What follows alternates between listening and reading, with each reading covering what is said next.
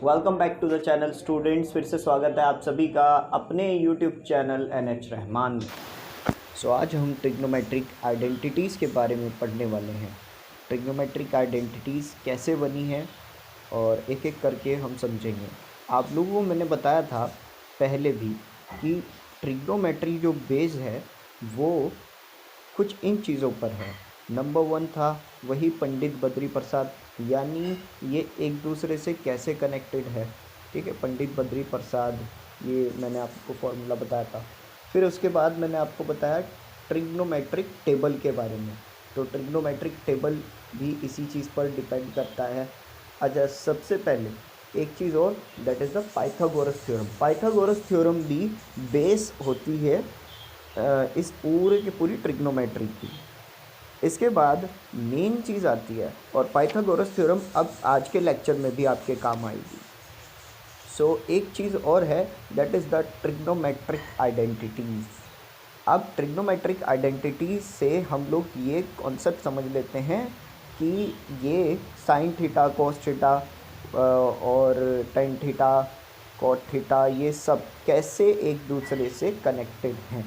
वैसे तो आपने पंडित बद्री प्रसाद, हाँ, ये वाला जो फॉर्मूला था, ठीक है, ये इन सब से आपने देख लिया था कि ये आपस में कैसे कनेक्टेड है।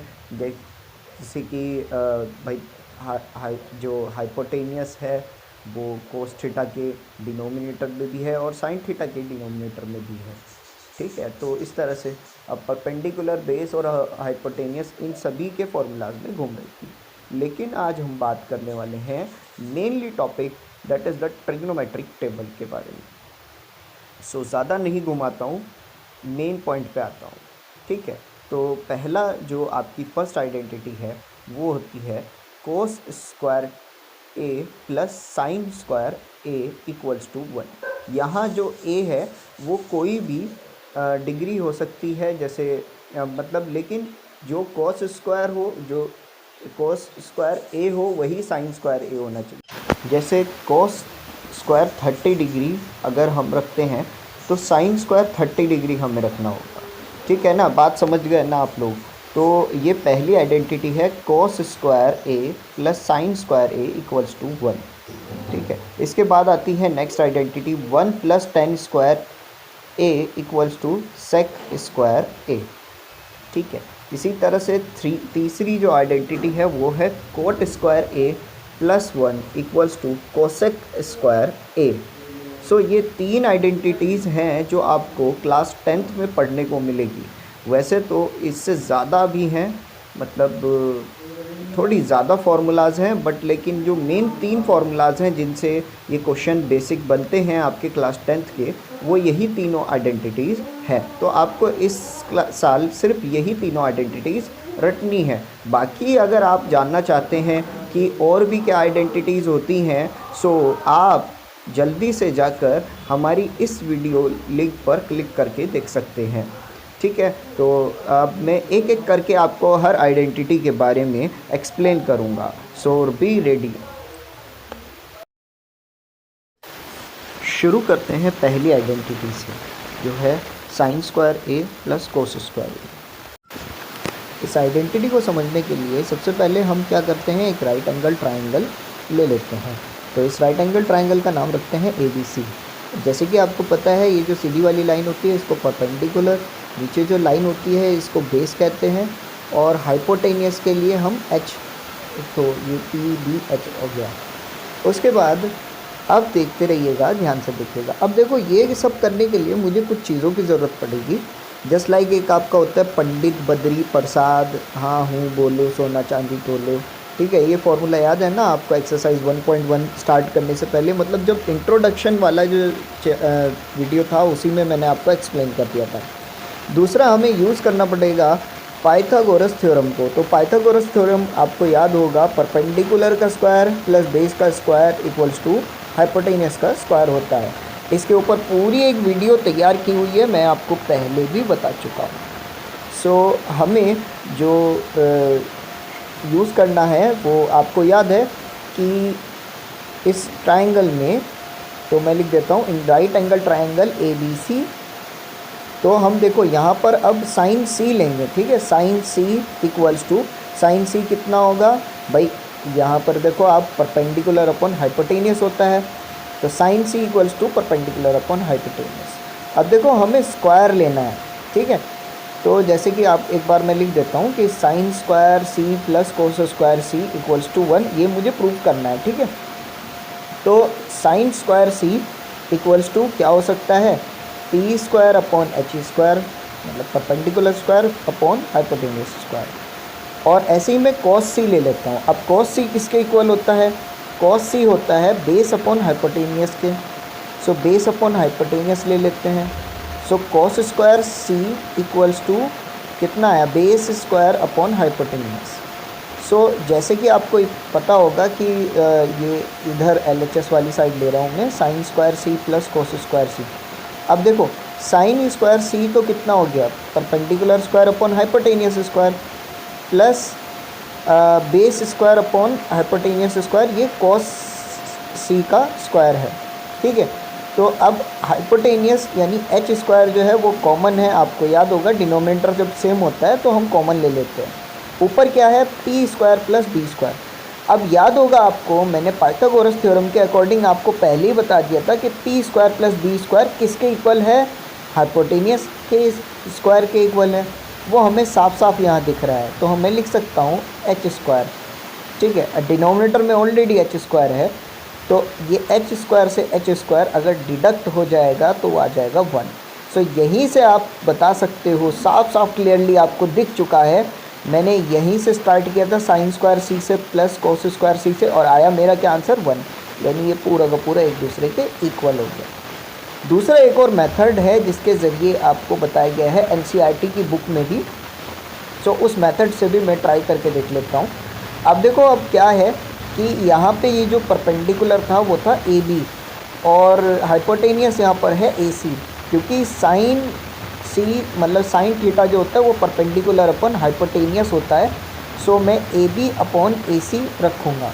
वहीं कॉस सी की वैल्यू मैं क्या रखूँगा, अब कॉस की वैल्यू होती है बेस अपॉन हाइपोटेनियस, तो बेस यहाँ पर हमारा BC है और हाइपोटेनियस हमारा AC है, तो BC अपॉन AC। सो पाइथागोरस थ्योरम के अकॉर्डिंग जो देखो यहाँ पे परपेंडिकुलर है ना, तो परपेंडिकुलर तो यहाँ पर AB है, तो AB का स्क्वायर और बेस कितना है BC, BC का स्क्वायर किसके इक्वल होगा, AC के स्क्वायर के, ठीक है। तो वैसे ही जैसे पहली वाली उसमें लिया था हमने, पहले वाले मेथड में, इसी टाइप से हम ले रहे हैं, ठीक है। Sine square C plus cos square C. अब साइन स्क्वायर सी आपको अभी दिखाया मैंने कि क्या था, साइन स्क्वायर अगर मैं करूँगा तो AB square upon AC square आएगा, वहीं कोस स्क्वायर सी भी BC स्क्वायर अपॉन AC आएगा, तो वही वैल्यूज़ मैंने यहाँ पर पुट आउट कर दी स्क्वायर के साथ। तो AC स्क्वायर जो है वो अभी कॉमन है यहाँ पे, तो हम क्या करते हैं, इन दोनों को कॉमन ले लेते हैं, और AB square plus BC square, और ये तो आपको साफ साफ दिख रहा है हाइपोटेनियस स्क्वायर के इक्वल है, तो हाइपोटेनियस स्क्वायर रख देते हैं AC square upon AC square. AC square से AC स्क्वायर कट चुका है और दोबारा से आ चुका है 1। सो देखो यहाँ पर भी हम sine square C plus cos square C से शुरू हुए और हमारा 1 ही आया। सो आपने ये देख लिया कि किस तरह से ये पहली आइडेंटिटी बन चुकी है। अब आते हैं हम सेकंड आइडेंटिटी पर।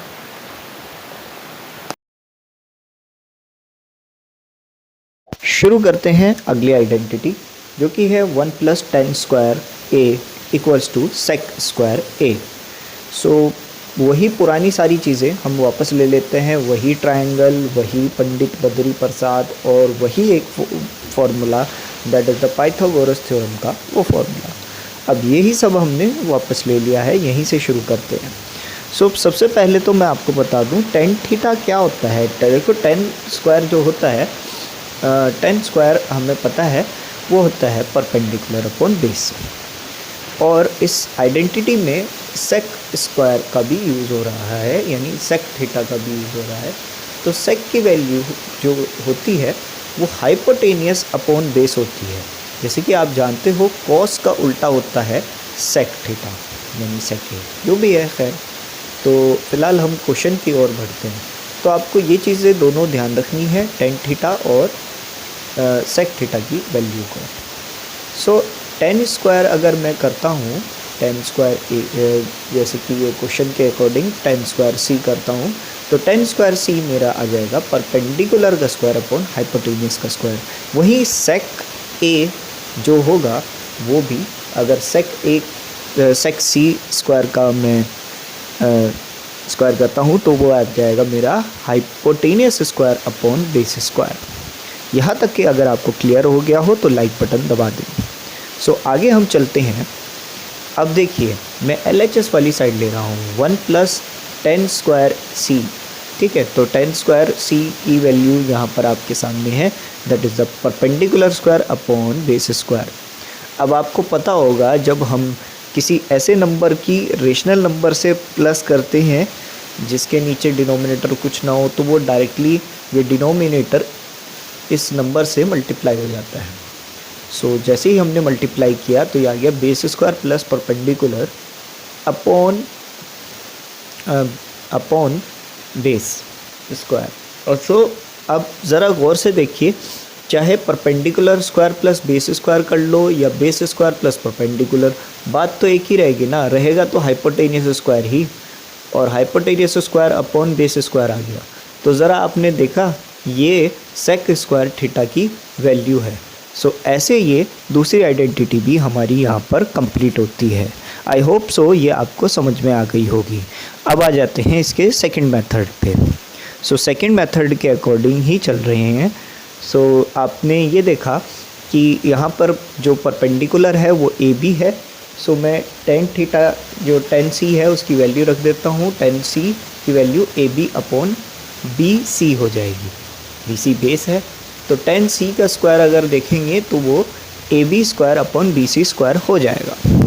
वहीं सेक सी स्क्वायर की वैल्यू ए सी का स्क्वायर, क्योंकि ए सी हाइपोटेनियस है, अपॉन बी सी का स्क्वायर, ठीक है। तो मैंने डायरेक्टली रख दी है सेक स्क्वायर की value A C square upon B C square.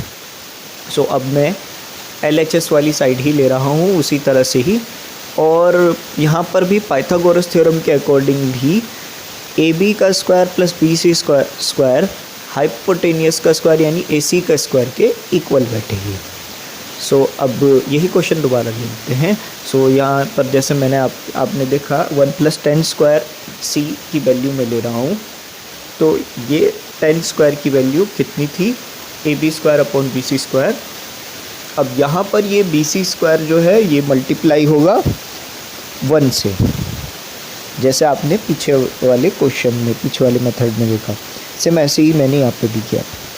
अब ऐसा करने के बाद अब मैं क्या करता हूँ, ये देखिए B C square plus A C square upon B C square ऐसे आ चुका है ना। और वही बात कि अगर A C square plus B C square रखूँ या B C square plus A C square, बात तो एक ही है ना, फिर भी तो ए सी स्क्वायर यानी हाइपोटेनियस के इक्वल ही आएगा। तो ये A C square upon B C square आ चुका है, और ए सी स्क्वायर और बी सी स्क्वायर क्या था, सेक स्क्वायर थीटा ही था, सेक स्क्वायर सी ही था। तो ये सेकंड मेथड से भी ये सेकंड आइडेंटिटी हमने प्रूफ कर दी है, ठीक है ना। तो अब तक आप ये सब नोट कर सकते हैं। चलते हैं थर्ड आइडेंटिटी पर, बट पहले आप ये नोट कर लें।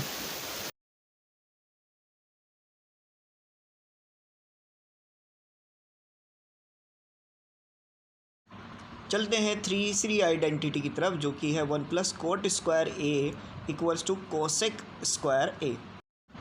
फिर से ले लेते हैं एक राइट एंगल ट्राइंगल। सो ये right angle triangle A B C फिर से ले लिया है मैंने, थोड़ा सा आपकी बार अलग है और इनको हाईलाइट पहले से ही किया हुआ है। परपेंडिकुलर आप ए बी देख सकते हो, बी सी जो है वो बेस है, और ए सी यहाँ पर हाइपोटेनियस ही है पहले की तरह। क्योंकि हम इस आइडेंटिटी का यूज़ कर रहे हैं 1 + cot square A equals to cosec square A. एक काम करो, यहाँ पर ए नहीं हम सी रख लेते हैं, क्योंकि आपको याद होगा एक्सरसाइज 8.1 में भी मैंने आपको बताया था कि यहाँ से एंगल हम लेते हैं, ठीक है, ये एंगल सी की साइड से। सो अभी हम ले रहे हैं, पहले ये देख लेते हैं कि यहाँ पे कोट सी के हिसाब से क्या वैल्यू बैठेगी। तो आपको याद होगा कि कोट जो होता है वो 10 का अपोजिट होता है। जैसे tan की वैल्यू होती है परपेंडिकुलर अपॉन बेस, वहीं cot की वैल्यू होती है बेस अपॉन परपेंडिकुलर। देखा, दोनों की दोनों है ना, एक दूसरे के अपोजिट होती है। वहीं साइन जो होता है, साइन का अपोजिट होता है कोसेक। तो साइन जो होता है वो होता है परपेंडिकुलर अपॉन हाइपोटेनियस, वहीं कोसेक की वैल्यू होती है हाइपोटेनियस अपॉन परपेंडिकुलर, है ना, एक दूसरे के अपोजिट। तो उसी के अकॉर्डिंग हम लोग इनकी वैल्यूज़ को रख देते हैं। तो यहाँ कोट सी हो जाएगा बेस अपॉन परपेंडिकुलर और कोसेक हो जाएगा हाइपोटेनियस अपॉन परपेंडिकुलर। ठीक है। अच्छा, हमें पाइथागोरस थ्योरम की ज़रूरत रहेगी, तो याद रखिएगा perpendicular square plus base square equals to hypotenuse square होता है। और जो आपका अगर हम वैसे नेम्स वाले लाइंस के नेम्स के अकॉर्डिंग रखते हैं तो वो A B square plus B C square equals to, यहाँ हाइपोटेनियस ए सी है तो A equals to A C square हो जाएगा। सो अब हम आगे चलते हैं। सो मैं बच्चों इनके स्क्वायर कर देता हूँ। अगर मैं कोट सी का स्क्वायर करता हूँ, कोट सी का स्क्वायर करता हूँ तो होता है base square plus base square upon perpendicular square. वहीं कोसेक स्क्वायर करता हूँ तो होता है hypotenuse square upon perpendicular square. यहाँ हम LHS ले रहे हैं 1 प्लस कोट स्क्वायर सी की साइड ले रहे हैं। अब कोट स्क्वायर की वैल्यू कितनी थी भाई, base square upon perpendicular square, तो ये रख देते हैं। अब आपको याद होगा 1 यहाँ अकेला थकेला है, 1 के नीचे कुछ नहीं है, तो 1 जो है मल्टीप्लाई होगा परपेंडिकुलर से, तो यहाँ पर पी स्क्वायर आ जाएगा, है ना, P square plus B square upon P square whole upon P square. और P square plus B square यानी perpendicular square plus base square क्या होता है, हाइपोटेनियस स्क्वायर। अब ये hypotenuse square upon perpendicular square आ चुका है। तो माय डियर फ्रेंड्स, मुझे खुद बताओ, अभी अभी हमने ये वैल्यू पहले से ही निकाल कर रख रखी है कि hypotenuse square upon perpendicular square cosec square के इक्वल है। तो देखा, ये आइडेंटिटी यहाँ पर प्रूफ हो चुकी है। सो अब आ जाते हैं सेकंड मेथड पे। तो जैसे कि सेकंड मेथड है आपका, उसके अकॉर्डिंग चलते हैं। तो पहले यहाँ एक लाइन ड्रॉ कर लेते हैं, ठीक है, ये अच्छे से बना देते हैं, अब की बार बहुत अच्छी बनाई है, ठीक है। सो शुरू करते हैं सेकंड मेथड को। अब देखिए यहाँ पर जो कोट स्क्वायर था, कोट स्क्वायर सी में डायरेक्टली रख रहा हूँ। तो जैसे कि कोट की वैल्यू होती है बेस अपॉन परपेंडिकुलर, तो बेस यहाँ बी सी है और परपेंडिकुलर यहाँ पर ए बी है, तो B C square upon A B square रख दिया जाएगा। वहीं दूसरी ओर कोसेक स्क्वायर सी कितना होगा, तो कोसेक स्क्वायर सी के अकॉर्डिंग वो क्योंकि हाइपोटेनियस अपॉन परपेंडिकुलर होता है तो हाइपोटेनियस ए सी है, so A C square upon A B square हम रख देते हैं।